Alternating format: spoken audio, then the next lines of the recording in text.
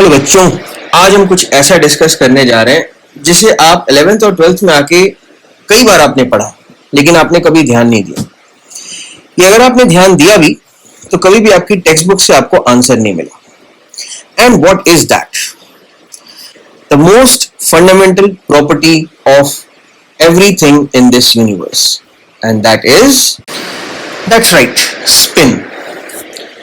दोस्तों, क्या आपको ये पता है? मेरे ख्याल से आप सबको पता होगा क्योंकि हम बहुत ही छोटी क्लास से पढ़ते आ रहे कि हमारी अर्थ स्पिन करती है। That our earth actually spins. इसी वजह से हमें दिन और रात का एहसास होता है, because half of the time we are facing the sun and the other half of the time we are not facing the sun.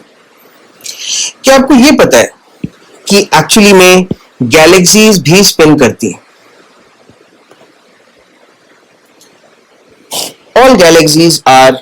all galaxies that we know of are actually spinning. हमें आज तक ऐसी कोई भी Galaxy नहीं मिली है जो कि स्पिन ना कर रही। Every galaxy is spinning about a certain axis. और तो और ब्लैक होल्स भी स्पिन करते हैं। As a matter of fact, black holes की एक बहुत ही फंडामेंटल प्रॉपर्टी होती है और उसे हम लोग कहते हैं spin. As you can see here, the black holes are also spinning. So if you take the largest objects in the universe and if you take the smallest objects in the universe, that is electrons, they are also spinning. Now this leads us to a very important question कि सारी चीजें spin क्यों कर रही? Spin करने से उनका क्या फायदा हो रहा है? उनके मोशन को क्या फर्क पड़ रहा है? और एक बड़ी इंपॉर्टेंट खास बात वो ये कि अर्थ के स्पिन में या गैलेक्सीज के स्पिन में या ब्लैक होल्स के स्पिन में हम जनरली नंबर्स नहीं डालते, हम डालते हैं एंगुलर वेलोसिटी। जैसे अर्थ जिस रेट से स्पिन करती है तो in 24 hours it completes one spin around its axis. But when we are talking about electrons we are giving two numbers.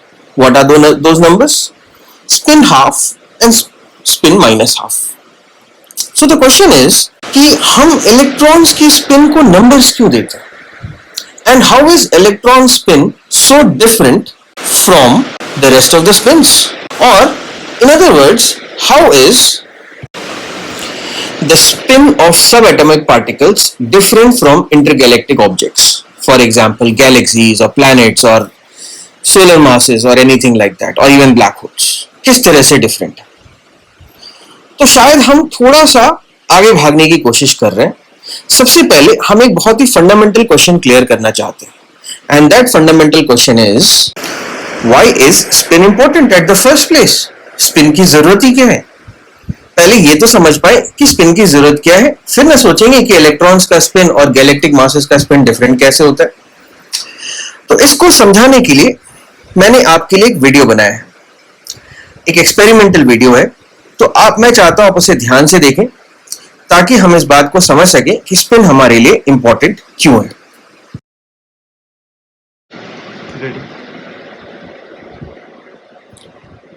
Okay, सो ये वीडियो इसलिए हमें समझने के लिए कि स्पिन कैसे हेल्प करता है। I mean, how is spin helpful, spin off objects helpful in maintaining a random motion.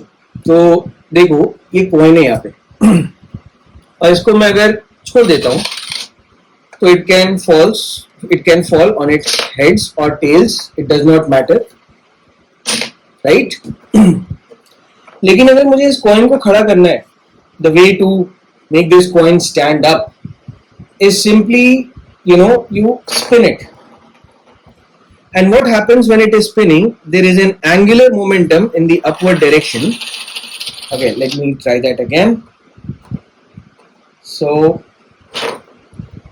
there is an angular momentum in the upward direction that helps the coin to keep standing up. Got it? तो इसकी वजह से क्या होता है कि जो आपका एंगुलर मोमेंटम अपवर्ड्स होता है उसे चेंज करने के लिए you need some kind of effort, some kind of torque. Now if that torque does not change, if there is no acting torque, तो एंगुलर मोमेंटम अपने पॉइंट पे कांस्टेंट रहेगा. So this angular momentum in this direction helps the coin keep standing in that particular direction. तो पिछले वाले video से हमें यह सीखने को मिलता है कि स्पिन जो है ऑब्जेक्ट्स को एक तरह की मोशनल स्टेबिलिटी देता है। और मैं आपको समझाता हूं कुछ ऐसे सिंपल एक्सपेरिमेंट्स है जो कि आपने अपने लाइफ में किए हैं। सबसे पहला एक्सपेरिमेंट लेते हैं लट्टू का टॉप। इस लट्टू को अगर आप सीधा खड़ा करने की कोशिश करोगे तो फिर या तो लेफ्ट गिरेगा या तो राइट गिरेगा या फिर आगे गिरेगा या फिर पीछे गिरेगा, बट इवेंचुअली ये कुछ ना कुछ कर करके गिर जाएगा। लेकिन अगर आप इसी लट्टू को स्पिन कराने की कोशिश करते हो या स्पिन करा देते हो तो आपको ये देखने को मिलता है कि ये लट्टू अब इमोशनली स्टेबल हो गया है। कहने का मतलब कि ये लट्टू अब आराम से जमीन पे खड़ा रह सकता है, जमीन पे मूव कर सकता है और अच्छे से जमीन पे डांस कर सकता है, और ये हम सबको पता है। दूसरा एग्जाम्पल लेते हैं, एक पहिए का wheel, for example the wheel of a bicycle और अ मोटरसाइकिल और समथिंग लाइक दैट। अब सेम चीज इस पहिए में भी होती है। अगर आप इस व्हील को सिर्फ सिंपली जमीन पर स्टैंडिंग पोजीशन में रखना चाहो तो ऐसा कभी नहीं होगा, because this will try to fall off either towards right और towards left. That is what is going to happen. But अगर आप चाहते हो कि आपका ये पहिया जमीन पे गिरे ना, if you want this wheel to be stable on the ground, what is the best way to do that? The best way to do that is to make it spin. Spin करने की वजह से क्या होता है कि there is something that is called as angular momentum. This physical quantity is called as angular momentum. और ये एंगुलर मोमेंटम उस व्हील को स्टेबिलिटी देता है। तो एंगुलर मोमेंटम को चेंज करने के लिए आपको बाहर से कोई फोर्स या टॉर्क लगाना पड़ेगा, ठीक है। So you have to apply some kind of force और torque so that your angular momentum is changed, or you have to apply some effort. Let's not complicate it, you have to apply some effort. Same thing happens with the lattu. You see, it has also got an angular momentum. If you want to make the lattu fall down, you will have to apply some effort in order to make it fall down. So spin becomes important because it provides angular momentum, which provides stability to the particle. That's simple. तो spin की क्या जरूरत है? Spin is necessary for providing stability to a moving particle. Now this will give you some idea कि why things like black hole, planets, solar masses, they are always spinning. That gives them motional stability. अब planets और solar masses के लिए तो ठीक है, galaxies के लिए भी ठीक है। आप कहोगे कि अर्थ स्पिन करती है, हमें पता है, because we observe day and night. Also galaxy spin करती है, हमें पता है, because we can observe them using some calculations, doing some calculations by observing them from a telescope. But how do we know that electrons are spinning? इस theory को समझने के लिए एक फंडामेंटल मैग्नेटिक फील्ड थियरी आपको just introduce कराता हूं। अगर आपने मैग्नेटिक्स पढ़ा है तो अच्छी बात है, आपको पता होगा। अगर आपने नहीं पढ़ा है तो it would be some information, some kind of knowledge for you to take it. So let's try to understand a bit of magnetic field theory. So this is a charged disk. This disk has got some charge on it. Let's say this disk has got some negative charge on it, or maybe the disk has got positive charge on it. Let's not work with negative charges, let's work with positive charges. It's easier to work with positive charges. अगर आप इस disc को ऐसे ही छोड़ दो तो you will observe nothing. Basically it can attract or repel other charges via electrostatic forces given by the Coulomb's law.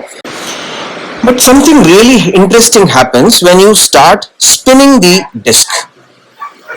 Let's say you start spinning this disk, and then something amazing happens. What happens is this: around the spinning disk, अगर आप एक magnet ले आने की कोशिश करोगे, let's say this is a north pole of the magnet and this is a south pole of the magnet. This magnet will experience an attractive force. Likewise, अगर आप इस स्पिनिंग डिस्क के एक्सिस पे दूसरा मैग्नेट यहां से ले आने की कोशिश करोगे, let me show it with red color. So there will be a north pole and there will be a south pole, and there will be a repulsive force acting on this magnet. So what do we observe by this simple experiment? That simple thing that we observe is that spinning charges produce magnetic fields. ये जो spinning disk है हमारा, this is basically a magnet. इसको मैं blue colour से दिखाता हूं. चलिए, ये जो हमारा स्पिनिंग डिस्क है, this is basically a magnet like this, और इसका अपना एक नॉर्थ पोल है और इसका अपना एक साउथ पोल है. It has got its own north pole and it has got its own south pole. और जैसा कि आप देख सकते हो कि नॉर्थ नॉर्थ एक दूसरे को रिपेल करेगा और नॉर्थ साउथ एक दूसरे को अट्रैक्ट करेगा. So this magnet experiences an attractive force and this magnet experiences a repulsive force. And this fundamental property leads us to think कि क्या इलेक्ट्रॉन्स के पास स्पिन हो सकता है, और उसे समझने के लिए हम एक बहुत ही इंपॉर्टेंट एक्सपेरिमेंट समझने की कोशिश करेंगे. तो चलिए आगे चलते हैं. So this is the famous Stern Gerlach experiment, और अगर आपने पहले इसका नाम नहीं सुना है तो I would recommend you to read it from somewhere. It is a very important experiment for our understanding of particle physics. Okay? एक सेकंड के लिए मान के चलते हैं. Let's assume for a moment कि electrons spin करते हैं. Just we assume that theory that electrons are actually spinning. And every spinning electron can be compared to a very small magnet that has got its own north pole and its own south pole. अब जैसे आप electrons को north pole और south pole से पास कराओगे, giving them some velocity, तो होगा ये कि उनमें से कुछ जो है वो साउथ पोल की तरफ या इस permanent magnet, this is a permanent magnet, this is also permanent magnet. और एक चीज मैं आपको यहां बताना भूल गया, वो ये है कि the south pole side of this permanent magnet is slightly stronger and this is slightly weaker. There is a difference of polarities. Basically ये एक ही मैग्नेट के पार्ट नहीं है, ये दो अलग अलग मैग्नेट्स के पार्ट हैं, जिसमें कि जो ऊपर वाला मैग्नेट है उसकी पोलैरिटी थोड़ी सी स्ट्रॉन्ग है, ज्यादा स्ट्रॉन्ग है, और नीचे वाले मैग्नेट की पोलैरिटी थोड़ी सी कम है. अब जो भी इलेक्ट्रॉन इससे पास होगा, मान लो एक इलेक्ट्रॉन इससे पास हो रहा है और इसकी स्पिनिंग की वजह से कुछ पोलैरिटी बन रही है इस तरह की. तो अगर इसकी पोलैरिटी इस तरह की बन रही है तो it will be attracted from the south pole and it will be attracted more because south pole is stronger. और इस वजह से होगा ये कि इसका पाथ कुछ ऐसा जाएगा. अगर मान लो कि एक ऐसा इलेक्ट्रॉन है जिसकी पोलैरिटी रिवर्स है, तो उसका पाथ कुछ ऐसा जाएगा. अगर हमारे पास कोई एक ऐसा इलेक्ट्रॉन है जिसकी पोलैरिटी एग्जैक्टली अपवर्ड या डाउनवर्ड नहीं है, बल्कि उसकी पोलैरिटी एकदम स्ट्रेट है इस तरह से, तो वो सीधे जाएगा ऐसे, उस पर कोई फोर्स नहीं लगेगा. और अगर हमारे पास ऐसा कोई इलेक्ट्रॉन है जिसकी पोलैरिटी मान लो थोड़ी सी इंक्लाइंड है इस तरह से, तो वो कुछ इस तरह से जाएगा, टॉप वाले इलेक्ट्रॉन से थोड़ा नीचे लैंड होगा. तो एक्सपेरिमेंट करने से पहले लोगों की एक्सपेक्टेशन थी कि इलेक्ट्रॉन्स इस स्क्रीन पे जहां जहां पड़ेंगे, it will be sort of a uniform distribution in a straight line, sort of, not exactly uniform, but it will be sort of a uniform distribution in a straight line. और जैसे जैसे हम number of electrons बढ़ाते जाएंगे, वैसे वैसे इन electrons की uniformity भी बढ़ती जाएगी. बट क्या ऐसा हुआ? ऐसा नहीं हुआ. This experiment turned out to be a failure in that regards, but हमें कुछ सीखने को मिला. हमें सीखने को यह मिला कि जब हम इलेक्ट्रॉन्स को इसमें से भेजते हैं, चाहे उनकी पोलैरिटी किसी भी तरह की हो, हमें नहीं पता उनकी पोलैरिटी किस तरह की है, बट वो एग्जैक्टली सिर्फ दो बंचेस में ही अपीयर होते हैं, एक यहां और एक यहां. सारे इलेक्ट्रॉन्स सिर्फ दो बंचेस में अपीयर होते हैं. एक हाफ ऑफ इलेक्ट्रॉन्स यहां मिलेंगे और एक हाफ ऑफ इलेक्ट्रॉन्स यहां पे मिलेंगे. अब मैं चाहता हूं कि आप इस बारे में थोड़ा सोचें कि हम इससे क्या कंक्लूड कर सकते हैं, क्या समझ सकते हैं इससे. सबसे पहली चीज जो आप ये समझ सकते हैं वो ये कि इलेक्ट्रॉन्स के सिर्फ दो ही तरह के स्पिन हो सकते हैं. बाद में हमने उन्हें नाम दिया स्पिन हाफ और minus spin half. Spin half plus half and spin minus half. कभी कभी हम इन्हें अप स्पिन भी कहते हैं और इन्हें डाउन स्पिन भी कहते हैं, just because of the simple fact कि आधे इलेक्ट्रॉन्स यहां से मिडिल लाइन से अप मिल रहे हैं और यहां पे आधे मिडिल लाइन से डाउन मिल रहे हैं, and that is why they are called as up spin and down spin. But the important thing, आप सोचो कि सिर्फ दो ही तरह के स्पिन हो सकते हैं. तो दो तरह के स्पिन होने का क्या मतलब है? What is the meaning of just two types off spin? इस चीज को हम एक और तरह से लिख सकते हैं, that spin is quantized. There are only two possible values, either it could be plus half or it could be minus half, and hence we are saying that the spin is quantized since it can take only two values. There are no other values, there are no continuous values. Now the final question arises is this: what is spin half and spin minus half? And when I am saying what is spin half and spin minus half, I want to know why not spin, let's say 32 और spin minus 32. भाई दो उल्टी spin ही तो चाहिए, एक upward polarity एक downward polarity. why not plus 32 और minus 32? why not spin 1 and spin minus 1? और why not spin 1/8 और spin minus 1/8? ये सारे तरह के स्पिन्स पॉसिबल क्यों नहीं है? Why not these? And why only spin half and spin minus half? To explain the meaning of half, spin half here, I have tried to create an experimental video. So I want you to look at that video, and from there we will conclude this topic कि spin half और spin minus half का मतलब क्या होता है. Start. Okay. तो ये जो वीडियो है ये आपको स्पिन समझाने के लिए. स्पिन क्या होता है पहले वो देखते हैं. जैसे मान लो ये आपका एक ताश का पत्ता है. सॉरी, मेरे पास ताश के पत्ते खरीदने के लिए पैसे नहीं थे, but anyways this is S of spades. Now ये एस ऑफ स्पेड्स अगर आप इसे फुल रोटेट करते हो तो ये वापस वैसे ही दिखाई देगा. 360 डिग्री रोटेशन. अगर आप इसे फुल रोटेट करते हो तो ये वापस वैसे ही दिखाई देगा. And this is what we call as a spin 1 particle. Spin 1 का मतलब ये हुआ कि 360 डिग्रीज वन फुल रोटेशन पे पार्टिकल एक जैसा दिखाई दे. That is what we call as a spin 1 particle. Now let's come to a spin 2 particle. Two of bricks, ईंट की दुग्गी. ठीक है, आप देखो कि आप अगर इसे एक फुल रोटेशन कराओ 360 डिग्रीज, तो आधे रोटेशन पे पहली बार वैसा दिखा जैसे पहले था, और फिर आधे रोटेशन पे फिर वैसा दिखा जैसा पहले था. मतलब कि एक फुल रोटेशन में ये दो बार वैसा दिखेगा जैसे ये इसने शुरुआत करी थी.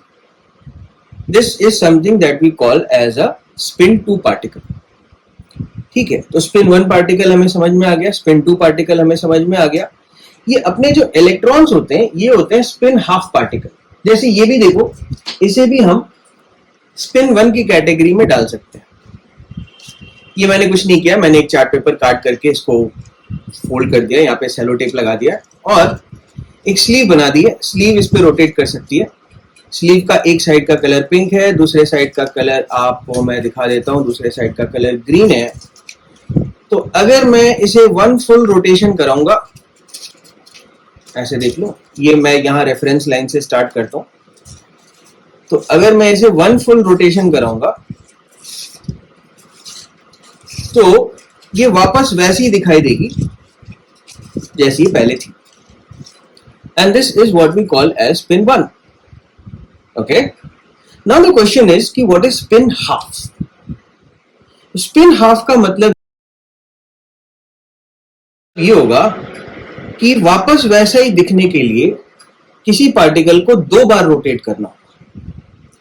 अब इसका डेमोन्स्ट्रेशन करने से पहले मुझे बहुत सोचना पड़ा. मैं बहुत सोचा कि स्पिन हाफ पार्टिकल लेके कहां से आए. ताश के पत्तों में स्पिन हाफ होता नहीं है. This is spin 2, right. This is spin 1, right. There is no spin half particle. But then I came to a mathematical, anomaly that everyone is interested in. This is what we call as a Mobius strip. कुछ नहीं किया है, इसे सीधा जोड़ने की बजाय twist करके जोड़ दिया. And this is a very interesting picture in advanced mathematics. लोग बहुत interested हैं इसके पीछे. अब मैं काम करता हूं कि मैं इसमें एक फुल रोटेशन कराता हूं. आप ध्यान से देखिए. तो मैं इसको यहां से लेकर के आता हूं. ओके, थोड़ा सा बीच में फंसेगा, so stay with me on this one. Alright. आप देखो क्या हुआ. इसने शुरुआत करी थी पिंक से, अभी आ गया ग्रीन पे. एक फुल रोटेशन में वापस वैसा ही नहीं हुआ जैसे इसे होना चाहिए था. अब मैं इसे 2 फुल रोटेशन कराता हूं.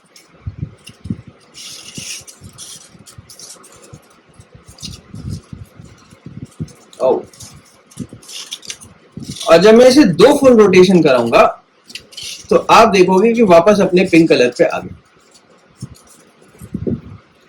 और ऐसा इसलिए हुआ क्योंकि इसके अराउंड का जो स्पेस है वो स्ट्रेट नहीं है, वो अजीब तरह से ट्विस्टेड है.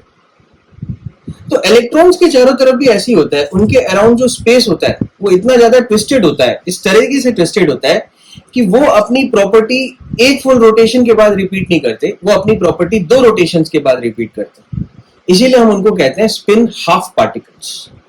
That is what we call as spin half particles. Okay, I hope you understand that.